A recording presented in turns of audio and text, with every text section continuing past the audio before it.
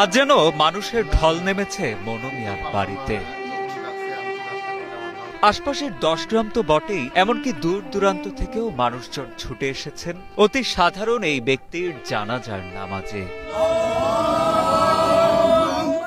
জীবনভর বিনা পারিশ্রমিকে 3000-এরও বেশি মানুষের কবর খুঁড়েছেন মনু মিয়া।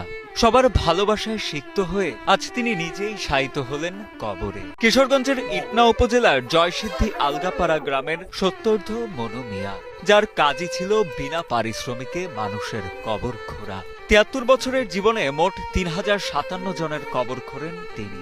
স্বজনেরা জানান, কবর খোঁড়ার কাজে ব্যস্ত থেকে নিজের শরীরের প্রতি খেয়াল রাখতে পারেননি নিঃসন্তান মনু মিয়া। ফলে শরীরে বাসা বাঁধে ডায়াবেটিস ও ক্যান্সার সহ বিভিন্ন জটিল রোগ।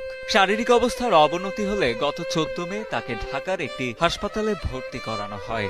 সেখানে চিকিৎসা শেষে কিছুটা সুস্থ হয়ে বাড়ি ফেরার পর 28 জুন সকালে শেষ নিঃশ্বাস ত্যাগ করেন তিনি।